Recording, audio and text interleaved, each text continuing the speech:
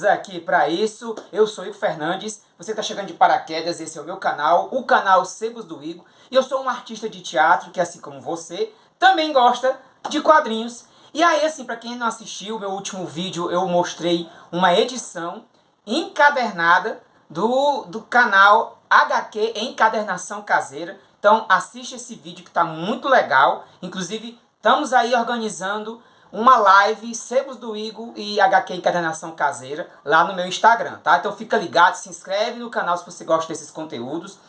Deixa teu like se você gosta desse vídeo. E aí, assim, esse é um vídeo especial. Tô até mesmo com a mesma blusa, porque eu aproveitei para gravar mais de um vídeo nessa semana para poder manter a periodicidade do canal, retomar o alcance do canal depois de ficar 2 meses parado. E aí, esse é um vídeo para suscitar um diálogo com vocês, né? É um vídeo para a gente poder, de repente... como é que eu posso dizer? Trazer algumas coisas à tona. Então é do quadro que eu já fazia aqui no meu canal antes da parada, que é o Minha Opinião. E aí é como vocês podem ver no título do vídeo, Minha Opinião, ser gibituber é uma utilidade pública ou é um desserviço? Acho que o que a gente pode pensar enquanto gibituber é realmente, primeiramente, eu fiz esse recorte de propósito, né? Não se trata de todos os youtubers, porque aí nós estaríamos abrangendo vários assuntos. Mas sim o youtuber ou aquele que cria conteúdo para a gibisfera, para o universo dos quadrinhos, assim como eu ou como você que aí no seu Instagram, de repente no seu TikTok, pega o quadrinho, fala do quadrinho e etc e tal. Para começar um pouco, acho que a primeira pauta a se levantar sobre esse assunto é, por exemplo, desculpa, o que a gente tinha antes para ter notícias sobre os quadrinhos. O que a gente tinha até então a gente tinha as bancas. As bancas a gente ia para comprar os quadrinhos. Mas saber se o quadrinho era bom ou ruim, a gente só ia saber quando estava chegando na banca, pegava o quadrinho, dava uma folheada, achava a arte legal, levava para casa. Já tinha lido 1 ou 2 quadrinhos e gostava daquele personagem e assim ia fazendo a sua coleção. Depois, com esse advento Editora Abril, Panini Comics e, claro, o advento da internet, a gente veio tendo pessoas indo na cara a tapa, de frente para a câmera, para falar das suas impressões. Né? Uma vez que a própria gibisfera, muitas vezes teve um período onde o quadrinista, né, o quadrinheiro que diga, a pessoa que gosta de quadrinhos, não tinha muito com quem conversar. As rodas de conversa eram mais reduzidas, os eventos, as coisas. Então era bem complicado, né? Assim, se você for parar para pensar, o que a internet proporcionou foi uma aproximação em nível global. Que aí nós temos a própria globalização, né, no jogo do bicho. O fato é que também houve uma sensação de espontaneidade da pessoa, de, poxa, por que não? Estou aqui, abri a câmera, eu vou falar sobre, né? Por que só um fulano de tal pode falar, né? Por que só a revista Herói poderia falar sobre os meus quadrinhos favoritos? Por que eu não posso dizer a minha opinião? E aí essa permissividade, digamos assim, essa sensação de que todo e qualquer pessoa pode fazer isso, deu uma pluralidade infinita de possibilidades. Mas aí é que tá. Para que serve um gibituber?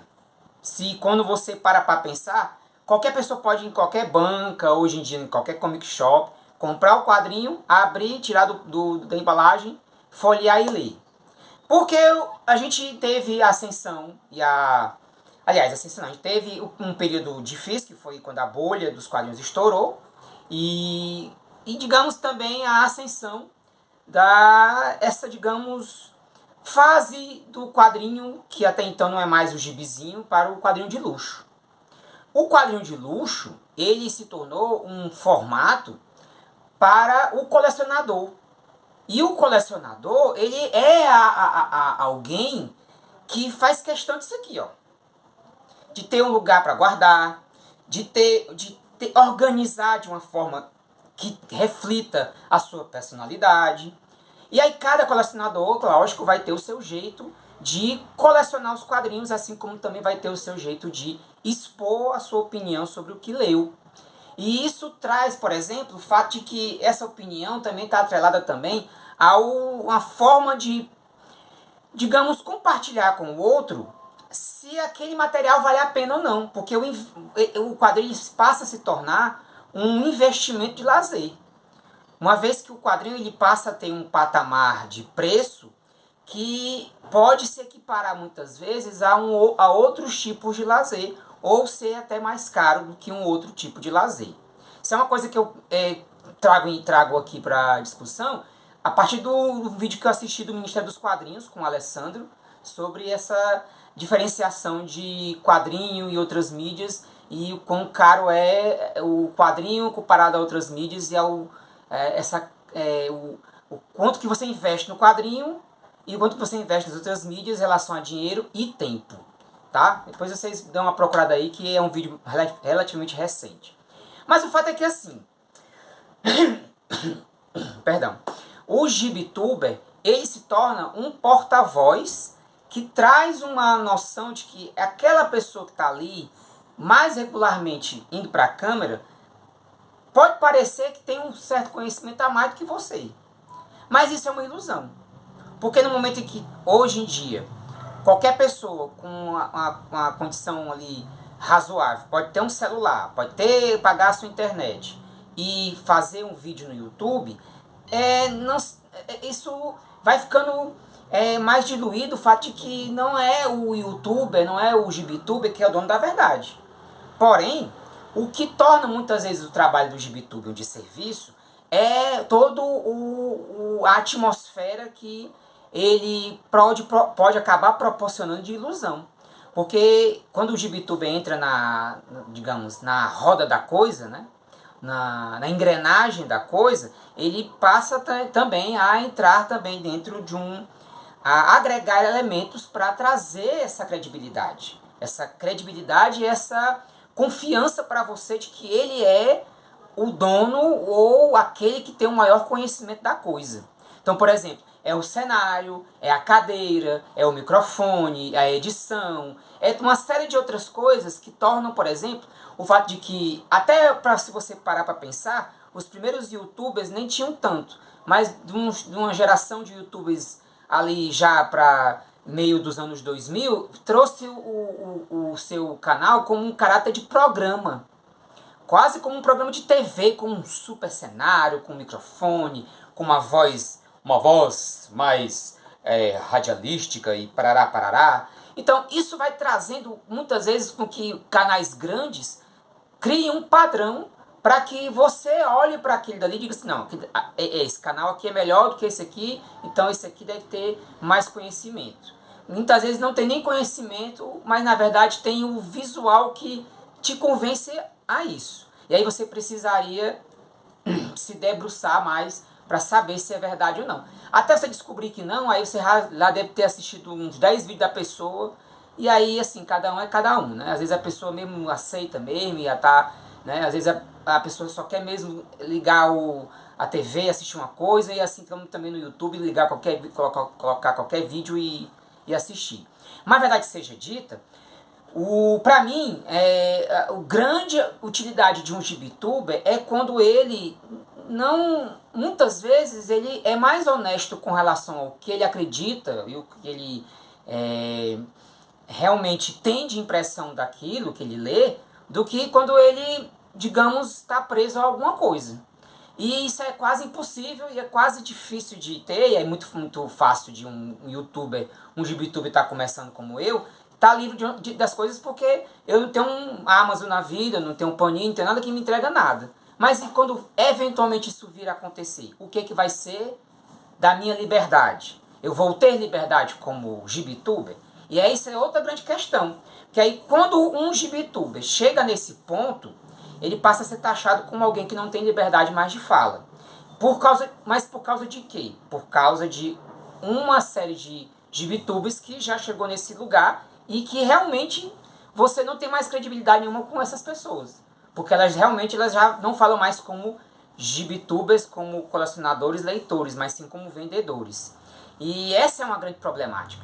Que aí é onde o Gibituber passa a criar, em vez de um serviço, um desserviço. Porque ele cria uma ilusão de que ele pode viver daquilo. E são pouquíssimos que podem viver do YouTube. Assim como podem viver ou da receita ou de alguma forma que eu acho que, digamos, é uma força-tarefa que vai depender muito de cada um, de cada situação de vida, de cada contexto econômico, financeiro de cada pessoa, né? O fato é que um outro grande desserviço que um GibiTuber pode proporcionar é a ilusão de que tudo que ele faz não vai servir de exemplo. Que aí, assim, o GibiTuber vai para um exemplo, né? Vamos pegar um exemplo que exemplos são melhores entendíveis, né? Se um GibiTuber começa a ganhar ascensão, respaldo das editoras e passa a receber material dessas editoras, né? Todo mundo sabe que você, como colecionador, é o que mais diferencia um colecionador de um acumulador, né?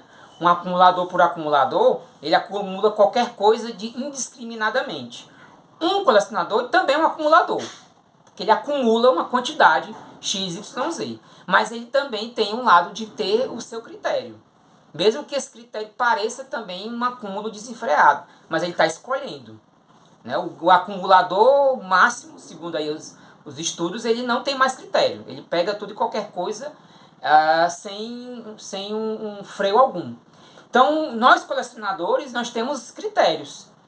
E aí, claro que a gente vai escolher o que a gente quer, o que a gente não quer, o que a gente não quer, a gente vai escolher formas de resolver essa questão. Uma delas todo mundo sabe, né? Você vai revende, presenteia, troca, faz uma série de outras coisas a esse tipo. Mas vamos supor que o GibiTuber em questão, ele está ali em ascensão e ele representa muitas vezes uma região, uma cidade, uma parte do Brasil, digamos assim, ou de um país que muitas vezes não é tão olhado pelas editoras.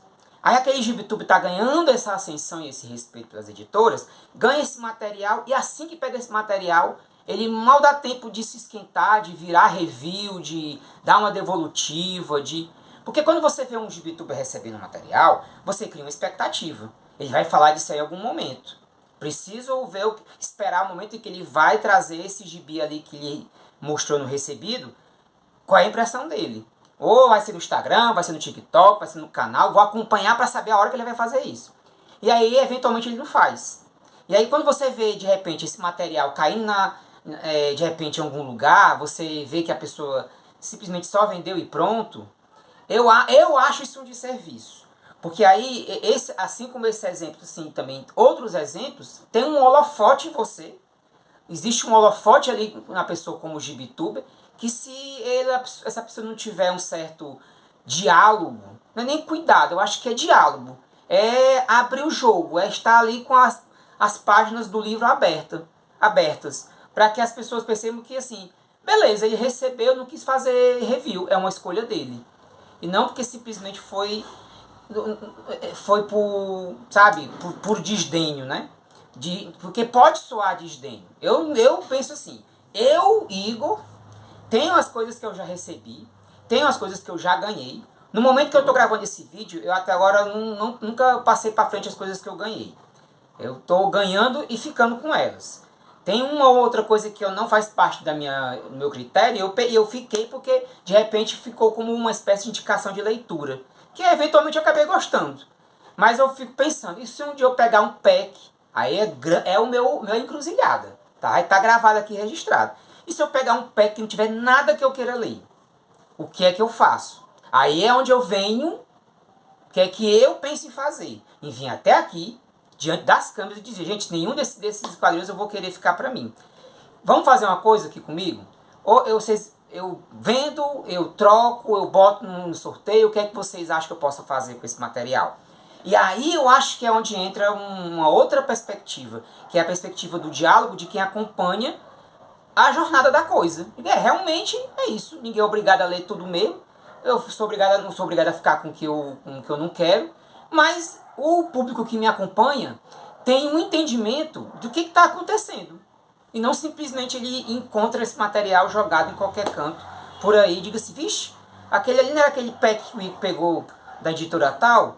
Vai, o que o Igor fez? E não disse nada para ninguém. Ai, mas o GibiTuber ele não tem a obrigação de ficar se justificando. Não é uma justificativa. As pessoas elas pensam assim porque elas pensam muito na relação obrigatória da coisa. Mas se relacionar não se trata de obrigatoriedade. Se trata de espontaneidade. Quando eu me relaciono com alguém, com uma namorada, né, um namorado, com família, eu digo, fulano, eu tô indo dar uma voltinha ali, volto mais tarde. A pessoa, pronto, tá certo. Sabe que você vai sair e vai voltar mais tarde. Você não deveria justificativa, mas a pessoa fica mais tranquila. Existe uma coisa de relacionamento. Eu acho que é isso onde o Gibituber tem que entender para ele pensar nele como... Se a gente pensar enquanto Gibituber como utilidade pública, né? É essa pessoa que tem a coragem de se relacionar e fomentar relações espontâneas, honestas e sinceras, independente do que ele está trazendo. Se é um quadrinho que ele gosta, se não é o que ele gosta. De repente, perdão, as pessoas olham para aquilo e veem que ele está vendendo um quadrinho mesmo que ele não está gostando, mas aí uma outra pessoa que não gosta, ela que gosta daquele quadrinho, vai comprar das mãos dele, mesmo sabendo que ele não gosta, que ele não está vendendo um produto ruim, mas sim uma coisa que ele não teve afinidade, porque há transparência no discurso daquela pessoa que se está ali como Gibituber, falando de um quadrinho, falando de um material, de um pack que ele recebeu de uma editora, etc e tal. Então é muito complicado, assim, eu vejo que, assim, pra mim, como Gibituber, o meu cuidado é pensar nas minhas relações com as pessoas que me seguem no Instagram, que são inscritas aqui no canal, as realidades possíveis, que não são as realidades daquele que sempre pode comprar, daquele que sempre está comprando o mesmo tipo de formato, ou que só pode comprar capa dura ou edição de luxo. Mas que também, ao mesmo tempo, sinta que poderia, que pode, que merece, de repente, comprar também esses materiais, mesmo que ele no momento ele não possa. Mas eu acho que é aquela coisa de, se o Igor ali é um lascado, é um artista de teatro lascado, fudido, por que se ele pode comprar, por que eu não posso tentar também? Poxa, mas aí ao mesmo tempo também pensar, será que o Igor também não está se lascando? Pô, cara, podia ter comprado um material de um formatozinho mais barato. E aí não tá fomentando isso e aquilo outro. Isso é algo também a se pensar, porque aí é onde entra a relação de você que comenta no vídeo, para mim que vou ler o seu comentário e penso, realmente, toma cuidado aí que eu acho que eu tô começando a entrar numa engrenagem viciosa de tá fomentando o consumismo pelo consumismo e não a leitura e o gosto pelos quadrinhos. Então é isso. O vídeo ficou um pouquinho extenso. Traga essas discussões, traga esses pensamentos. Não sei até que ponto eu consegui elaborar bem o que eu queria dizer, mas até então todos os pontos que eu trouxe para poder trazer daqui dos meus tópicos e na minha colinha, eu pude trazer na discussão. Espero poder ver o seu comentário e de forma respeitosa, claro, né? Se você tiver alguma coisa que você não discorda, traga de forma respeitosa, sem xingamento. Não é um ataque para ninguém específico, não é uma indireta para nenhum Gibituber, mas é uma reflexão que ao mesmo tempo é um espelho próprio de mim como Gibituber que estou retornando depois de 2 meses e ao mesmo tempo também vendo toda a movimentação na gibisfera, tá certo? Então, um beijo, um abraço, fique com Deus e...